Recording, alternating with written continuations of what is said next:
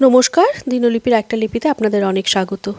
22শে জানুয়ারি অযোধ্যায় রামলালার প্রাণ প্রতিষ্ঠার দিনটি মহারাষ্ট্রে আমাদের সোসাইটিতে বেশ হর্ষ উল্লাসের সঙ্গেই সেলিব্রেট করা হলো।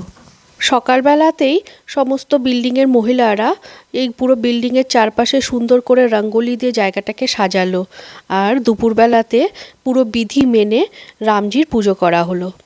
আর এটা সন্ধেবেলার চিত্র।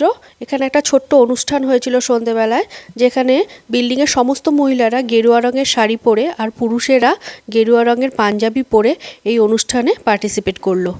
রঙ্গোলির জায়গাটিকে পুরো চারপাশের প্রদীপ জ্বালিয়ে খুব সুন্দর করে সাজানো হলো। আমাদের সোসাইটিটা ছোট ছোট পতাকা আর এই রকম গেরুয়া রঙের কাগজ দিয়ে সাজানো হয়েছিল, কিন্তু পাশের সোসাইটিতে ওরা গেরুয়া রঙের বেলুন দিয়ে সাজিয়েছিল।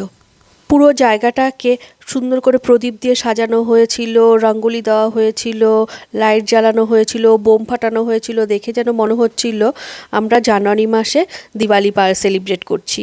চারদিকে উৎসবের আমেজ, সবার গেরুয়া বসন দেখে মনে হচ্ছিল পুরো ইন্ডিয়াকে যেন একই সুতোয় বেঁধে দিয়েছে।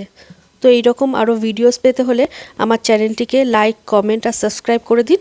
ততক্ষণ পর্যন্ত নমস্কার।